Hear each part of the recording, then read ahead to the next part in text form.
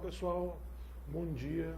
Estamos aqui reunidos mais uma vez no nosso programa Bom de Papo para uma breve preleção, sempre de um assunto importante, relevante e do seu interesse. Hoje o assunto é liderança em tempos de crise e o nosso palestrante é Reinaldo Freitas. Reinaldo, prazer estar conosco aqui, muito obrigado. Bom dia, Jorge. Obrigado por estar aqui. Podemos? Podemos começar. Vamos lá. Não se fala outro assunto a não ser crise. Vamos abordar aqui um assunto de muita relevância, de muita importância, que é liderar e prevalecer em tempos de crise. Vamos falar sobre o processo da liderança, como se dá esse processo e os aspectos da crise, novas perspectivas que também surgem em meio à crise. Vamos estar falando sobre esses assuntos. Próximo slide. O que eu preciso saber sobre a crise? O que eu preciso identificar e aprender com a crise? Porque o primeiro ponto que precisamos entender é a origem da crise. Por que entramos em crise? Por que temos dificuldades, seja ela na área ética, na área moral, na área financeira, na área de relacionamento? Eu vou abordar aqui o primeiro ponto que surge, ou que leva um grupo, ou que leva um indivíduo a entrar em crise. O primeiro ponto é o negligenciar o conhecimento. Temos uma necessidade, como seres humanos, de crescer, se desenvolver, de adquirir novos conhecimentos, novas técnicas, novos formatos, novas configurações. E eu vejo, por exemplo, na cultura brasileira, uma dificuldade muito grande em desenvolver conhecimento. Não temos uma paixão pelo conhecimento. E isso é um ponto que pode nos levar a um eterno ciclo de crises, porque se você não desenvolver o seu conhecimento, você não se aprimora para uma próxima crise que certamente virá. O segundo ponto é a disciplina, o negligenciamento da disciplina. Temos uma dificuldade também na nossa cultura brasileira, por falta de uma tradição dentro de escola de gestão e liderança, se adaptar ou se estar debaixo de uma disciplina ou de uma autodisciplina. Isso também é um fator que pode nos levar a crises e, consequentemente, a outros tipos de crise. Outro aspecto também é a perda da paixão, né? O que nós chamamos aqui de apatia. Você necessita ter paixão, você precisa estar apaixonado pelo que você faz, pelo teu projeto, pela sua equipe, pelo seu produto, pela sua empresa, pela sua marca. Precisamos ter a paixão. E perder a paixão é um ponto que pode nos levar à crise também. Outro aspecto é a perda da esperança. Quando eu, por exemplo, percebo em muitos indivíduos que eu encontro uma certa desesperança em relação ao futuro. E isso a gente também não pode deixar acontecer. A esperança tem que ser algo que devemos nutrir, que devemos estar a todo momento renovando isso. E, em quinto lugar, é desconhecer ou ignorar o valor do ser humano. Processos são importantes, produtos são importantes, porém, nada disso funciona se você não investir em pessoas, se você não entender que o ser humano é o ponto fundamental para o desenvolvimento. Vamos falar aqui sobre terceirização ou omissão e perda do foco. Nós temos, por exemplo, terceirizado muito nossos sonhos, nossos projetos, a nossa criação de filho, e aí deixamos para os outros trazer soluções, as soluções que precisamos, as soluções que necessitamos, e acabamos por terceirizar. Isso nos leva a uma perda de foco também. E qual o conselho que eu dou? O primeiro conselho que eu dou é busque alianças estratégicas. Você deve estar desenvolvendo a sua network, o seu relacionamento, de forma a agregar valor ao seu sonho, ao seu projeto, para que você possa desenvolver. Então, a busca de alianças estratégicas é importantíssima para o desenvolvimento do seu projeto, do seu sonho. Terceiro, busque pessoas e lugares e coisas que agregam.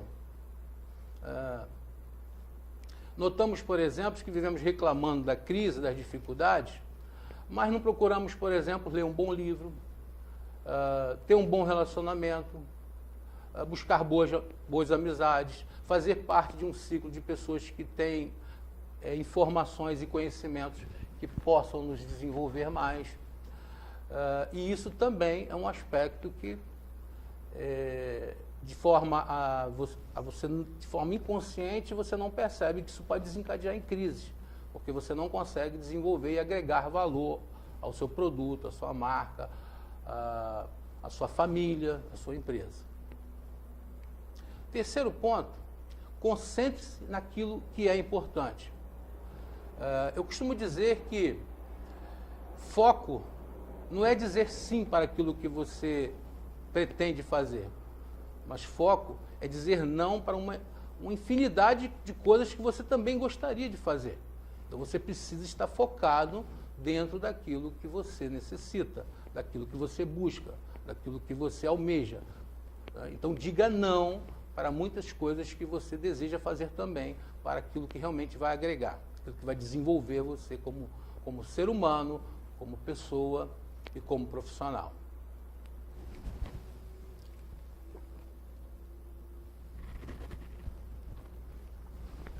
Vamos falar aqui do tópico sonhos e projetos engavetados. Procrastinação. Em 1999, eu vinha de um futebol e dentro do meu carro, dirigindo, eu fui tomado por uma coisa que bateu dentro de mim e ali eu tive uma depressão profunda, muito profunda, que um dos aspectos, um dos sintomas foi a apatia. E eu fiquei muito apático. E esse processo da depressão, ele trouxe não para muitas coisas. Essa questão da procrastinação. Eu comecei a procrastinar tudo porque eu não tinha força, eu não tinha energia.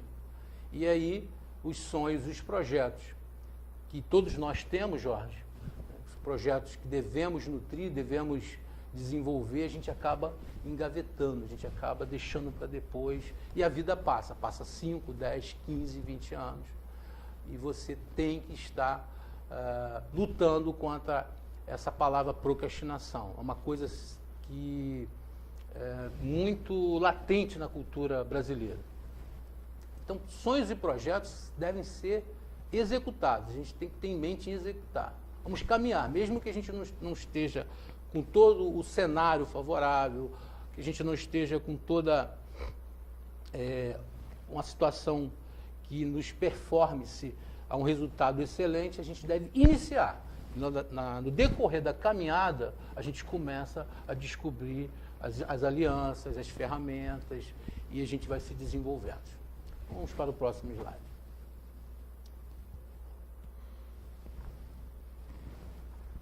Como eu estava dizendo no slide anterior, a crise, ela substitui a sua motivação, tá, pela apatia. Então, nós temos motivações de melhorar a saúde, de melhorar nosso carro, nossa casa. Temos vários tipos de motivações. Porém, para você desenvolver de tal modo a sua motivação, você tem que levar em conta alguns aspectos do seu desenvolvimento. Eu costumo dizer que não há desenvolvimento profissional se não houver um desenvolvimento pessoal. como pessoa. Se você não crescer, não se desenvolver como ser humano, você não se desenvolve como profissional também. E o primeiro aspecto que eu quero abordar aqui é a questão do autoconhecimento. Devemos desenvolver o autoconhecimento. Devemos entender quais são realmente os nossos sonhos, nossos projetos, o que realmente importa para a gente, o que realmente nos define como ser humano, como profissional, entender nosso limite e entender nossa potencialidade, entender nossa capacidade para poder lidar com a vida, porque temos uma teoria, né? Todo cenário profissional comercial existe uma teoria, mas a prática ela revela nuances e cotidianos muito diferentes. E como lidar com isso? Você consegue lidar com isso quando você também tem um desenvolvimento de si mesmo, né? Chamado autoconhecimento. Outra questão também é a autoestima. Pessoas se tornam muito perigosas, agressivas, quando elas estão com problemas de autoestima. E precisamos trabalhar muito isso, né? A questão da autoimagem. O reflexo da alma, da psique da alma, no espelho da sua autoimagem. Você tem que haver um desenvolvimento, entender que você tem um valor intrínseco como ser humano.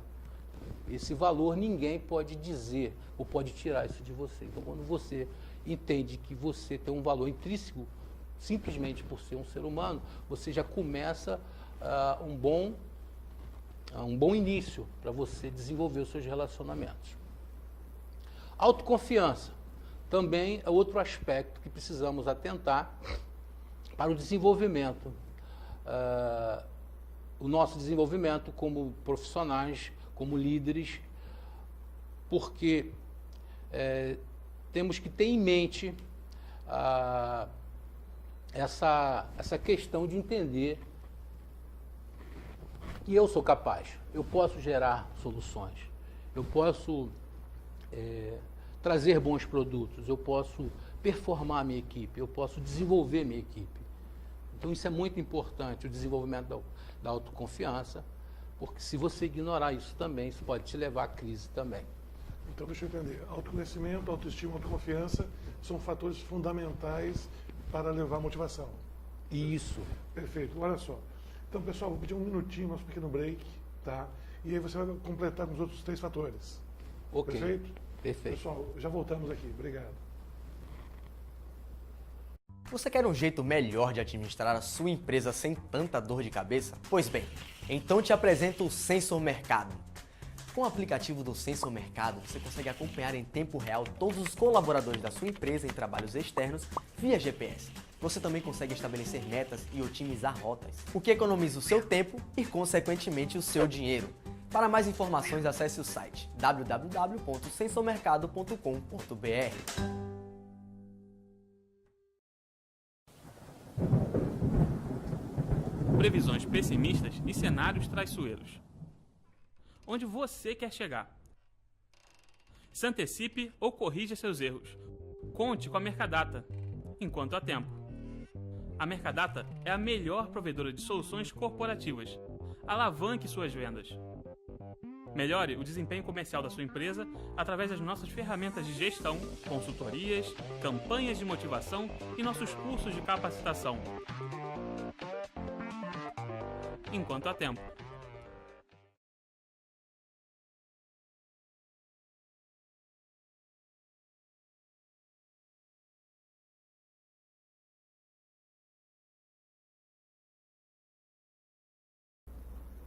Muito bem, pessoal. Então, vamos retomar então os fatores que levam à motivação. Depois do autoconhecimento, autoestima, autoconfiança, o que é necessário, Reinaldo? Outro ponto também necessário é a automotivação, porque você não consegue motivar ninguém, você consegue se automotivar. E a motivação é uma maçaneta que só tem por dentro. Então você precisa abrir essa porta da automotivação para você criar motivo para a ação. Senão isso também te impede o desenvolvimento e, consequentemente, isso te leva a crises também, crises financeiras, crises nos relacionamentos, porque você perde motivação, você entra em apatia. O outro ponto, o quinto ponto, seria a autodisciplina. Impor uma disciplina no outro, ou nos impor uma disciplina, Jorge, teoricamente algo fácil. Tem que submeter uma regra, né, ou submeter uma regra ao outro. Agora, o grande problema, o grande desafio é a autodisciplina.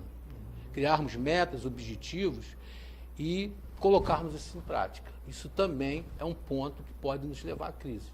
Nós precisamos criar autodisciplina. A gente precisa...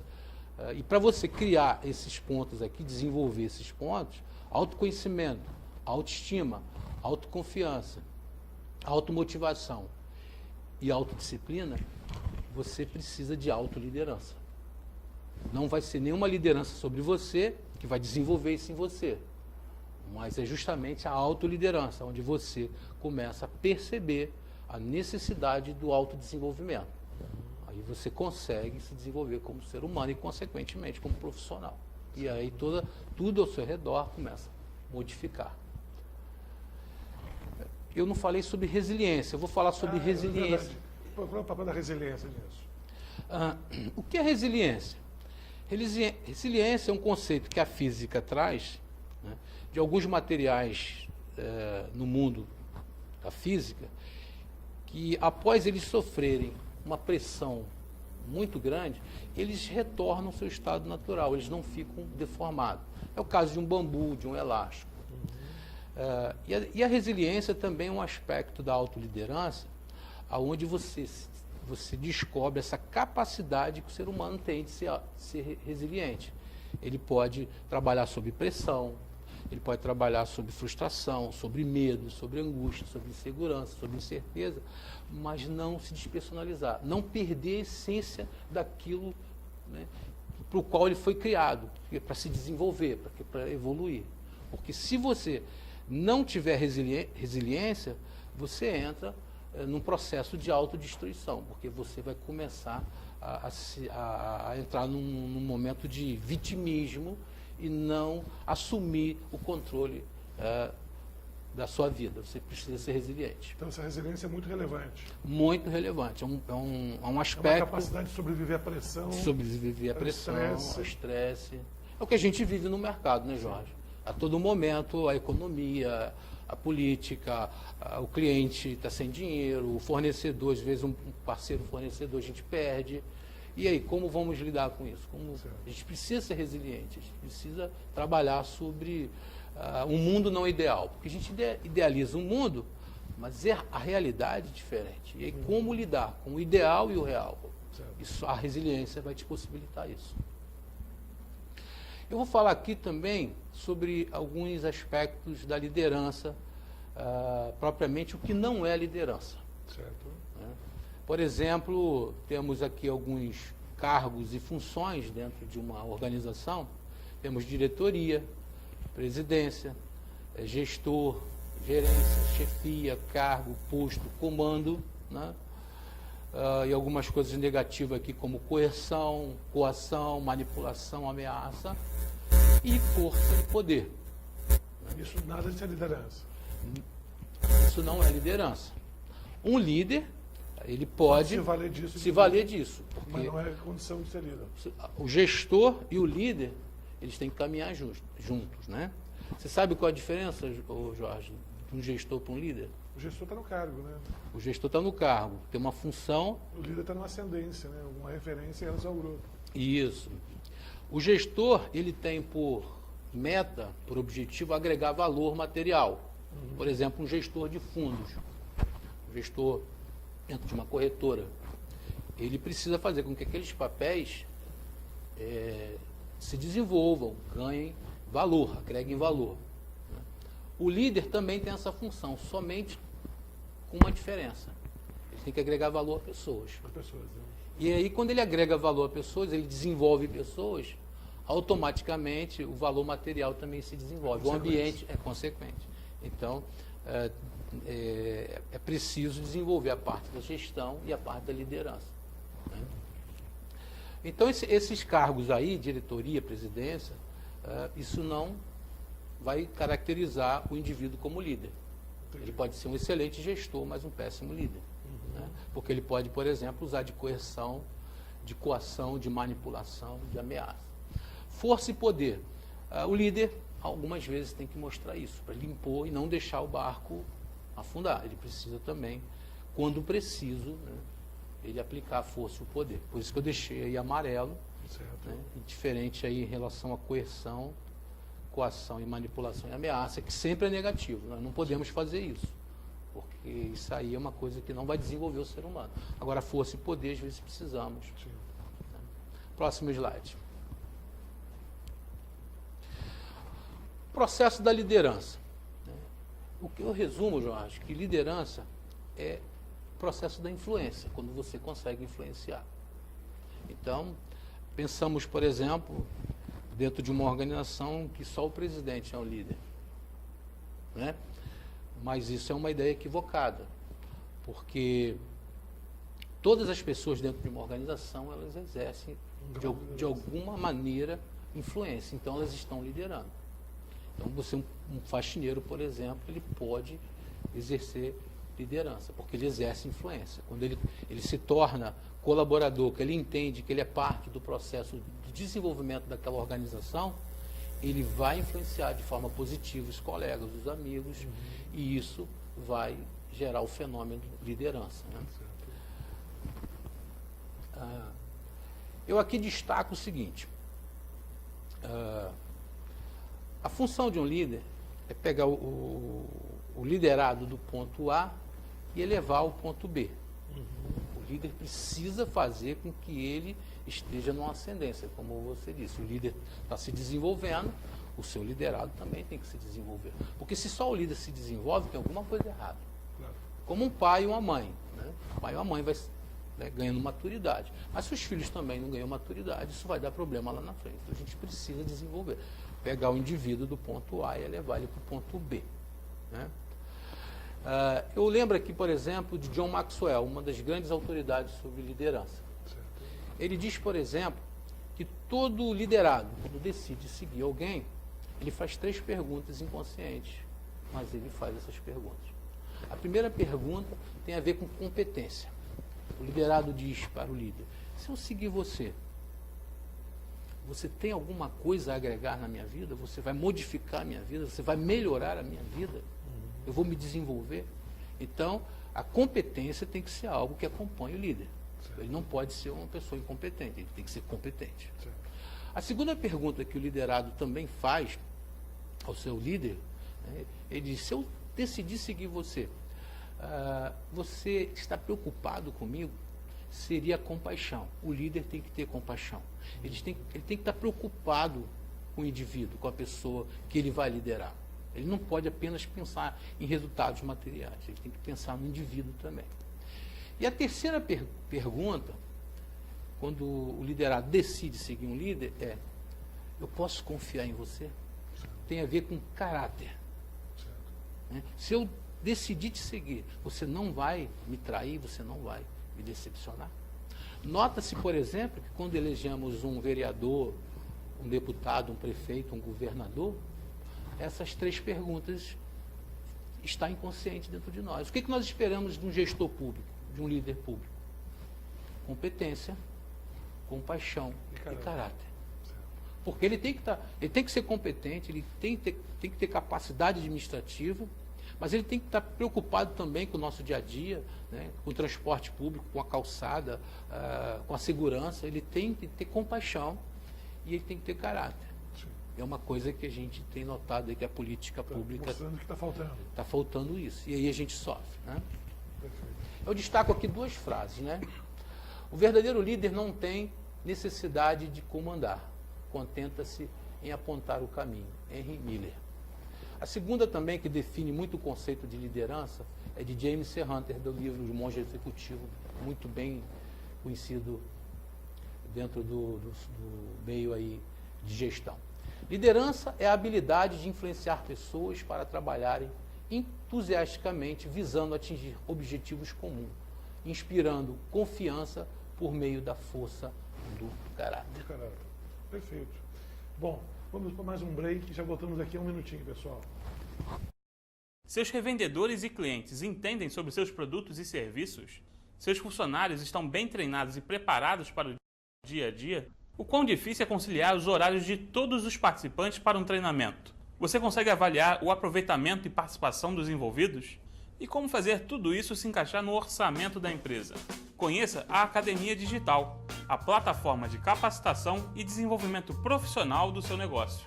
São diversas aplicações para suprir suas necessidades. Veja alguns dos serviços que podemos te oferecer. Treinamento interno, seja para a sua equipe de produção, atendimento, comercial, administrativa e etc. Treinamento externo, capacitando revendedores e clientes sobre benefícios e formas de utilizar seus produtos e serviços. E fornecedores sobre normas e padrões necessários para o seu negócio.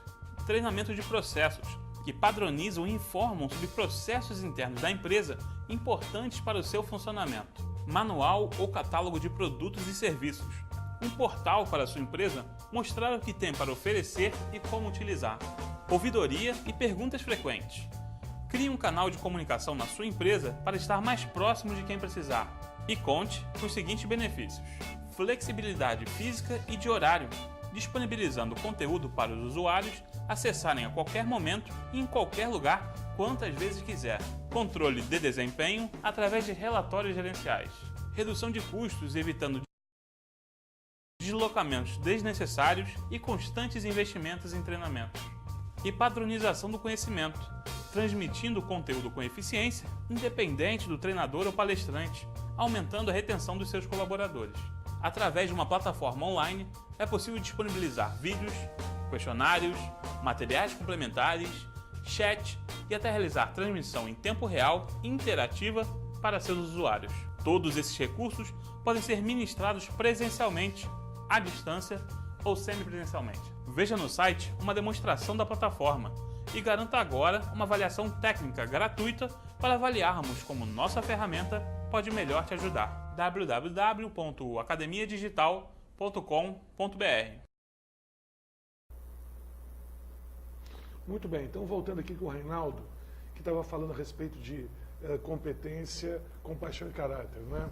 São três coisas importantes. Eu estou vendo uma carência hoje de caráter desses nossos líderes, né? Que é um assunto muito sério e também, em contrapartida, eles demonstram não ter muita compaixão com a gente. Não estão preocupados Não, com nem ninguém, pouco. só com Só eles mesmos. Com eles mesmos, né? É verdade. Pois bem, continuando então. Eu vou falar também sobre o aspecto de uma visão diferenciada sobre o que a liderança exige. Liderança exige, primeiro ponto, uma perspectiva diferenciada. Você tem que ter uma visão diferenciada. O segundo aspecto também, que uma liderança tem uma alta exigência, é a disciplina no processo. O líder tem que estar focado naquilo que ele determinou fazer. Então ele percebeu que líder não vê a realidade como ela é, mas sim como ela pode ser. Então ele percebe uma visão de futuro, mas para isso ele tem que ter disciplina no processo, para atingir esse futuro ou antecipar esse futuro. E persistência no alvo, não perder o foco. Né? E a gente percebe, por exemplo, na gestão pública, que a todo momento as políticas mudam. Não há um foco no desenvolvimento, na questão do agregar valor a pessoas. Né? E nessa persistência, a resiliência também deve ser importante. Com certeza. Resiliência é muito importante, como a gente falou nos blocos anteriores. Certo. Então eu costumo dizer que tudo começa com autoliderança. Para você liderar alguém, você tem que começar a liderar a si mesmo. Você tem que começar a controlar, filtrar pensamentos, sentimentos, rever seus conceitos, seus valores, né? Entender que você tem que agregar valor à sua rotina, à sua rotina de vida, ao seu cotidiano, para que você haja como alguém que está avançando em desenvolvimento. Aí você pode também fazer isso. Eu quero, por exemplo, falar aqui um processo que acontece quando alguém atinge uma liderança de alta performance, uma liderança de alto impacto. Ele passa por 4 estágios. A neurociência, ela fala sobre isso. Porque toda vez que você tem um projeto, um sonho, alguma coisa que você quer fazer, a primeira coisa é a autossabotagem do cérebro. O cérebro vai chegar a dizer para você, deixa isso para lá, isso vai dar dor de cabeça, você vai dar trabalho. Né? Então é economia de energia, o cérebro vai tentar fazer isso. O segundo ponto, o segundo nível que você passa, é a motivação inconsistente, a motivação insuficiente. Você está motivado, tá legal, estou com um projeto, estou com um sonho, você começa, mas em determinado momento, uma semana depois, você já não tem mais energia, mais vontade. Persistência, de novo, é o problema. E Né? aí a questão lá de você ter persistência, né, dentro do processo. E o terceiro estágio é a dor. Começa a doer. Você insiste, você passou pelo primeiro nível da economia de energia, da motivação inconsistente, mas aí começa a doer. Né? Mas aí você insiste, você continua, porque você percebeu que a única saída para você, para o seu desenvolvimento, é continuar no processo. E aí o que acontece, uma coisa muito interessante que a neurociência diz. O seu cérebro, os seus neurônios, ele entra na neuroplasticidade. Acontece um fenômeno neuroplasticidade. Isso faz com que a sua visão se expande e você comece a perceber coisas que você jamais percebia antes, porque você passou por esses processos. E aí você começa a caminhar numa liderança de excelência, numa liderança de alto impacto. Certo. Como me portar diante da crise? Né? O conselho que eu dou é abertura para o novo. Né? Temos que estar com a mente aberta para o que está surgindo de novidade. Né? Atitude proativa. Ao invés de eu ficar reclamando, reativo, eu tenho que ser proativo. Eu tenho que entender qual a lição que eu aprendi com essa dificuldade, com essa crise que chegou na minha vida. Né? E disposição em quebrar os paradigmas, os velhos paradigmas. Quantos paradigmas errados temos, ou paradigmas que valeu para uma época, mas não vale para hoje. Né? E o maior conselho que eu dou é metanoia. Metanoia é uma palavra em grego que significa mudança de mente. Mudança de mente. Mudança de mente. Porque se você quer mudar o seu ambiente, você precisa mudar a atitude. Mas a atitude só muda se a sua mente mudar. Se a sua mente não mudar, você não vai mudar nada na sua vida. Certo. Saindo da crise, né? Como posso sair da crise? Primeiro, aceitar a sua condição humana. Ninguém aqui é super-homem. Todo mundo sente dor, sente medo, sofre. Todo mundo passa por momentos bons e momentos ruins. Então, aceite sua condição humana. Saiba que você tem altos e baixos.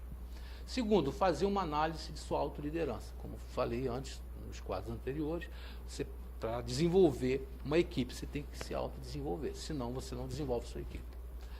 E terceiro, ter um profundo desejo de mudança. Um aspecto que a gente vê que na cultura brasileira há muita resistência à mudança. As pessoas não querem mudar, a gente precisa mudar. Sim. E aí fica aquela zona de conforto e aí resiste a mudança. Liderança e novos formatos de negócio. Tem umas dicas aqui, não sei se a gente pode falar, pode falar. Ótimo. Né? O mercado, a economia está complicada, né? As empresas estão com pouco dinheiro, né? O consumidor está com pouco dinheiro. Então, o conselho que eu dou é desenvolva seu negócio começando em sua própria casa. Para não ter custo fixo. Isso aí, você tem um custo quase que zero, né? Segundo, usar como ferramenta principal a internet, a tecnologia. Fantástica, né? Permite muitas opções hoje e você fazer muita coisa. Né? Você atinge o mundo, né, hoje, através da internet. E está em um negócio que agregue valor às pessoas. Certo. Desenvolva as pessoas, eleve a autoestima das pessoas.